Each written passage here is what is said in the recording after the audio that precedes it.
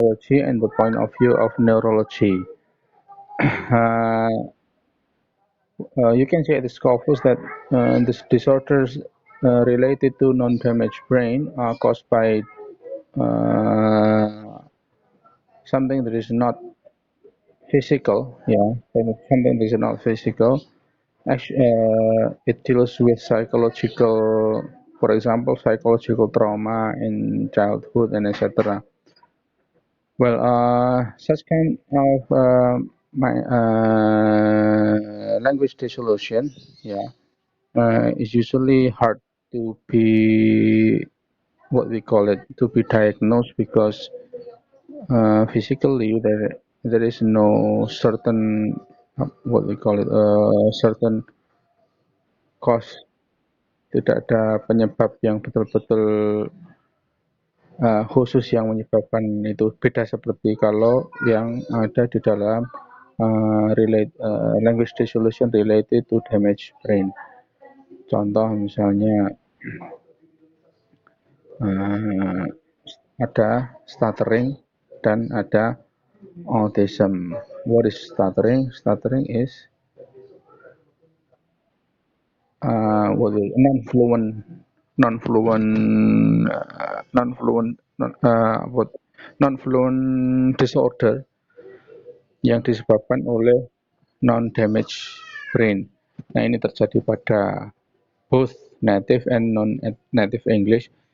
In fact, in every language entity, there are people with stuttering or stammering. And then, based on the research, stuttering is not random because it happens in the initial word of a clause, yeah, and then happens especially in the stop consonants. Kemudian terakhir kita sudah sempat menyinggung ini, there are two causes ya, two arguments about the cause of stuttering. Yang pertama menurut Johnson, yang kedua menurut Orton dan Travis. Ini menurut Johnson theory. Have you seen it in the book about these theories? Sudah sempat dibaca yang ini?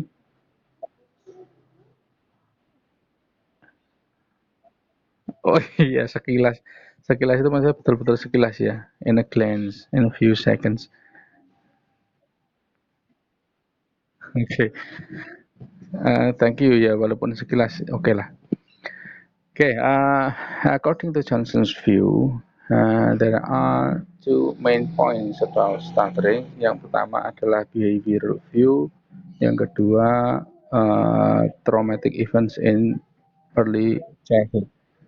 Behavioral view ini hampir sama dengan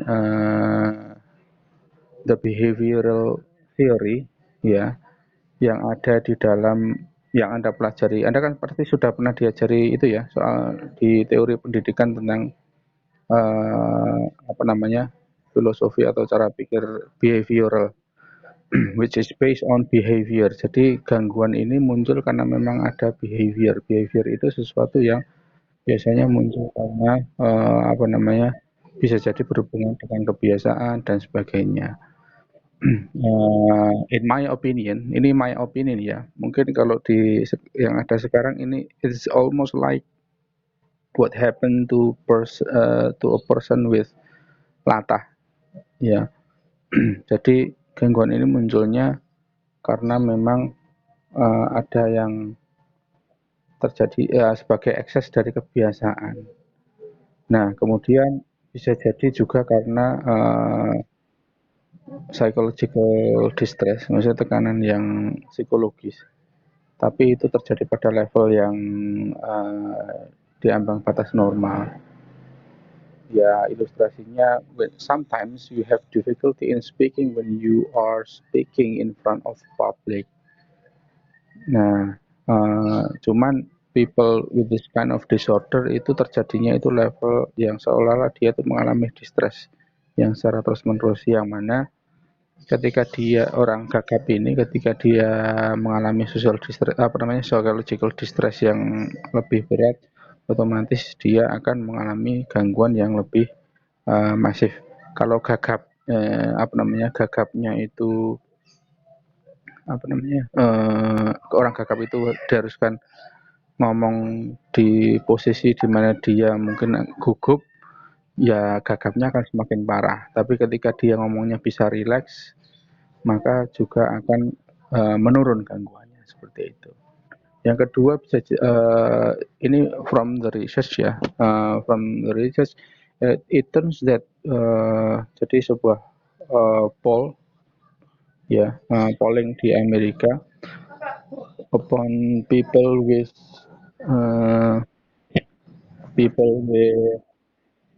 stuttering.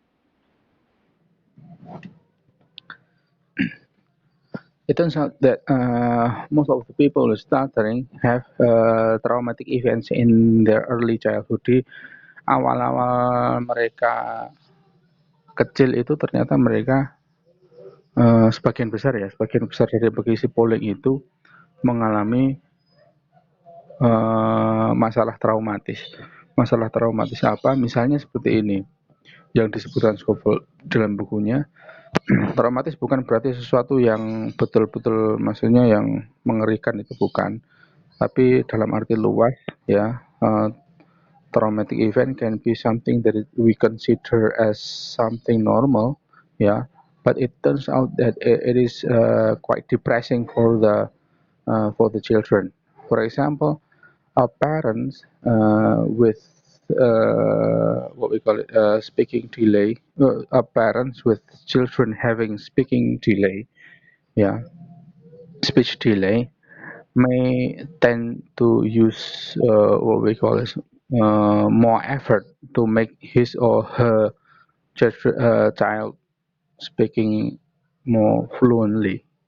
Jadi orang tua yang memiliki anak dengan gangguan mungkin keterlambatan berbicara seperti itu, mungkin justru cenderung akan lebih memaksakan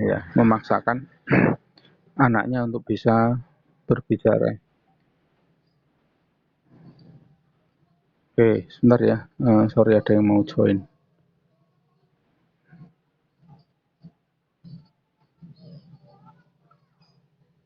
Contohnya misalnya si anak itu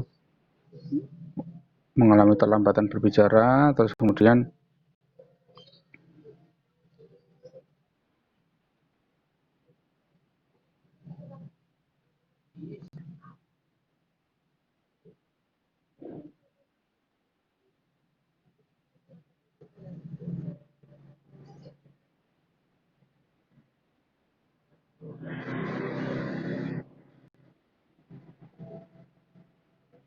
sorry, admit yang teman-teman yang lain dulu.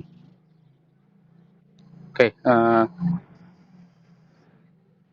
tadi sampai di yang mengalami keterlambatan berbicara mungkin akan cenderung memaksakan supaya anaknya itu bisa berbicara dengan lebih lancar supaya tidak ketinggalan dengan teman-temannya. Tapi ternyata what happen is on the contrary. Jadi ya apa yang terjadi itu justru sebaliknya. Justru si anak itu mengalami semacam stres seperti itu. Kenapa? Karena dia dipaksakan untuk segera ngomong. Padahal memang mungkin ada hal-hal yang tidak diketahui oleh orang tuanya yang menyebabkan dia itu mengalami keterlambatan bicara. Bukannya malah semakin bisa berbicara, tapi si anak itu justru cenderung mengalami traumatis yang mungkin mengakibatkan dia justru semakin terlambat lagi berbicaranya, yang kemudian berujung pada stuttering. Itu contohnya yang dicontohkan oleh Scofield di dalam bukunya tentang traumatic event in childhood. Nah yang kemudian ini Orton dan Travis, according to Orton and Travis, they are both neurologists. Kalau yang terjadi pada mereka itu yang hubungannya dengan neurologis berarti yang ada sangkut pautnya dengan brain ya. Stuttering is caused by an ambiguous lateralization of speech to the left hemisphere. Jadi ada perintah otak yang tidak sempurna ketika seseorang itu akan berbicara. Kenapa? Karena dia berbicara pada tadi it turns out that stuttering is not random. Jadi terjadinya itu pada konsonan-konsonan dan pada suku kata awal dari apa yang akan dibicarakan oleh seseorang. Ya mungkin ini versi parahnya dari ketika saya ngomong kan sering menggunakan kata sebelum memulai sebuah frase misalnya. Jadi ada sebuah gangguan ya yang terjadi pada level yang agak masif terhadap seseorang berkaitan dengan perintah yang saraf-sarafnya ya saraf-sarafnya ketika dia akan berbicara.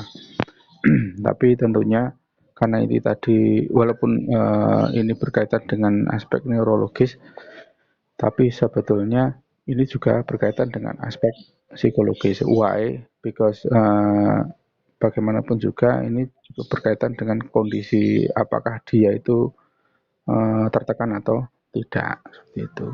Itu tentang stuttering. Yang kedua tentang autism. Ya,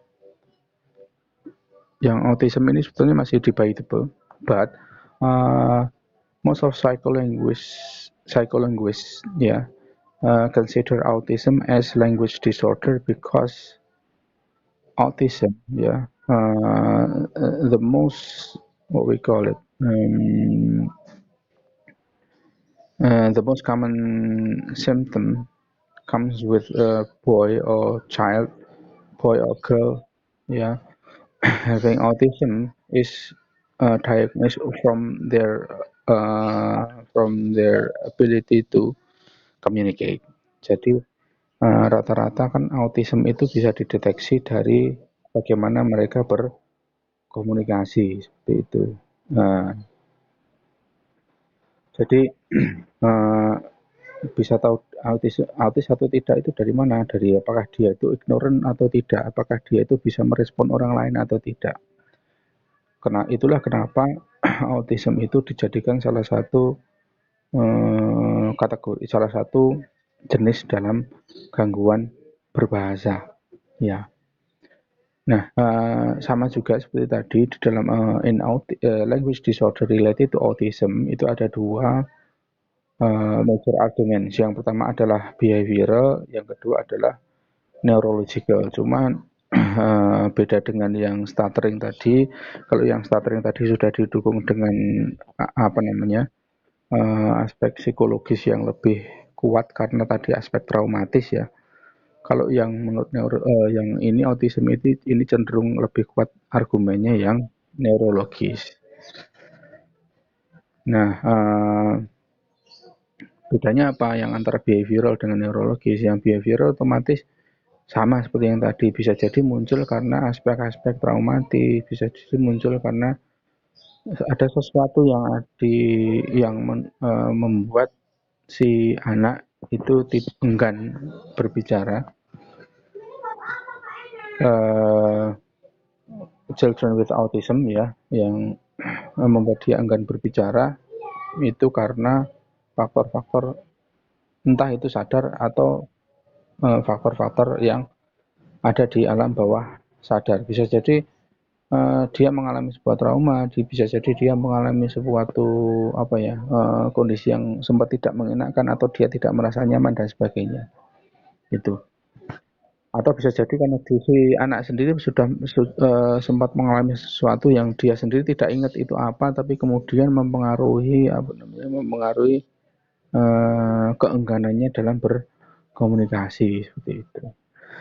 Nah, kalau yang neurologi ya, according to the neurologist itu ini kaitannya dengan hal-hal yang sama. Jadi karena ada sesuatu yang terjadi pada saraf-sarafnya yang mengakibatkan si kinerja otak left hemisphere yang di sebelah kiri itu tidak maksimal. Nah, child who has autism has bizarre disregard for human interaction. Yang paling terlihat biasanya ya gejalanya adalah they ignore eye and faces contact, cenderung ignorant ya. Nah, ignorant ini berarti pada dasarnya dia melakukan itu secara sadar, bukan karena dia itu tidak sengaja, tidak, tapi karena memang sadar. Terus kemudian yang kedua adalah mereka cenderung tidak bisa achieve milestones of speech production. Jadi ya karena enggan berbicara, otomatis kemampuan berbicaranya akan terhambat dan tidak akan bisa mengikuti perkembangan berbahasa secara normal. That will happen to children with autism. Nah, istilahnya kalau di dalam psikologi and psychiatry ini disebut sebagai childhood schizophrenia. Jadi skizofrenia itu kan gangguan jiwa yang mengakibatkan seseorang itu memiliki semacam alam sendiri gitu ya di otaknya yang.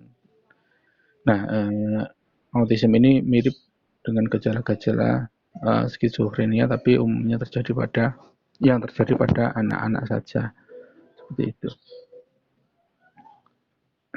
I don't know whether it is true or not, tapi from several reference ya, menurut beberapa referensi dan beberapa mungkin yang dilihat dari film dan sebagainya, autism ini biasanya terjadi memang hanya pada anak. Jadi ketika dia sudah dewasa, maka cenderung akan tidak lagi kelihatan gejala autism. But I don't know for sure.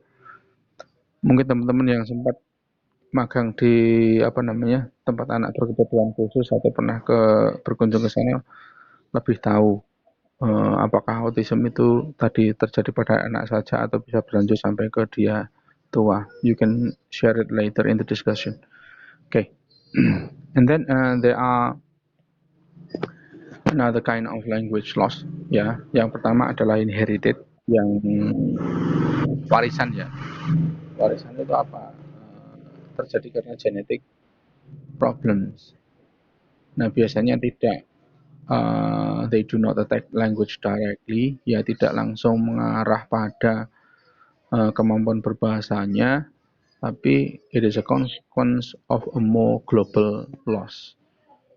Nah, jadi bisa jadi karena ada gangguan lain, sebetulnya efek samping saja. Misalnya apa ya? Misalnya do you know children with moon face? Moon face apa itu namanya? Apa ya istilahnya itu? Yang gangguan moon face itu loh.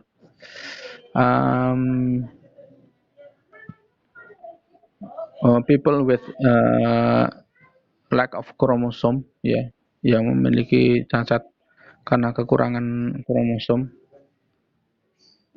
What we call it? Lupa saya. Oh iya, ini sudah ada di bawahnya. Down syndrome ya. Jadi mereka memang hal yang utamanya bukan language loss-nya, tapi pasti juga akan mengalami language loss secara secara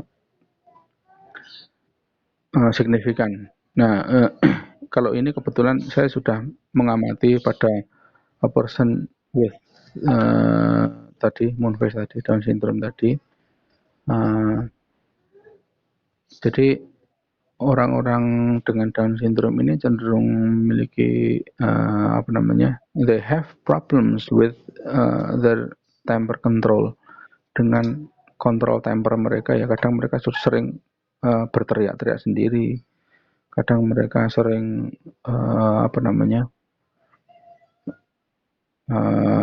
ngoceh sendiri seperti itu. But they do not lose their communication ability completely, tapi mereka ini tidak mengalami kehilangan sepenuhnya dalam hal berkomunikasi. Nah, kadang orang-orang dengan Down syndrome ini mereka cenderung menciptakan itu ya, vocab sendiri. Ya seperti seorang anak kecil yang tidak bisa mengatakan sesuatu secara sempurna, terus kemudian dia menggunakan kata-katanya sendiri berdasarkan keterbatasannya, seperti itu. Nah, cuma bedanya dengan autism, kalau Down syndrome ini cenderung permanen. Ya, people with Down syndrome itu tidak akan hilang sampai dia besar ya. sampai dia dewasa gitu. Gimana? Iya, karena memang bawaan apa namanya kromosomnya kan tidak harusnya kan ada berapa itu 40 berapa kromosom dia tidak sampai sebanyak itu itu contoh satunya Down syndrome. Terus kemudian ya cacat-cacat yang lain seperti misalnya uh, orang yang memang mengalami apa namanya tangkai ya apa namanya lidahnya itu pendek misalnya kan ada yang orang-orang seperti itu. Itu juga akan mengalami apa namanya dissolution in language. Lidahnya tidak akan bisa berfungsi secara maksimal untuk memproduksi sejumlah jenis konsonan misalnya seperti itu. Ya karena secara fonologis our speaking ability itu is related completely on our speaking apparatus. Terus kemudian ada language loss because of aging, ya. Nah, ini merupakan efek dari kalau yang ini bukan kemampuan speech productionnya, tapi cenderung karena memory biasanya terjadi pada orang yang ya memang sudah aging, sudah menua seperti itu. Biasanya kemampuan mereka terbatas. Nah, ini hubungannya dengan tadi dengan yang kemarin itu dengan apa namanya hampir mirip seperti afasia. Misalnya orang-orang tua itu kan kadang kalau ngomong sudah semakin tua semakin tidak sinkron misalnya. Kemudian dia bisa ngomong tapi tidak bisa di stop misalnya seperti itu. Atau kadang ya masih paham tapi juga ngomongnya itu tidak bisa sempurna. Karena kenapa? Karena ya memang sudah mengalami kemampuan penurunan kemampuan dalam both in expression and in comprehension. Uh, Kemudian yang terakhir yang sempat kita singgung juga kemarin, yang mungkin kalau nggak salah ada yang sempat tanya ini ya tentang Alzheimer. Misalnya. Nah, kalau Alzheimer ini merupakan this is the language loss is the side effect of brain deterioration. Jadi apa namanya karena mengalami penyusutan volume otak. Nah, karena penyusutan otaknya menyusut otomatis kemampuan berbicaranya juga akan menyusut. Linguistic functions gradually integrate with emotion, cognition, and personality. Tapi semuanya itu terjadi secara bersamaan. Kemampuan berbahasanya menurun, emosinya juga menurun, terus kemudian juga ditambah dengan kemampuan dalam pemahaman dan kemampuan berpikirnya, kemampuan kognitifnya, termasuk juga dalam hal personality. Okay, I think that is all about language loss that is resulted from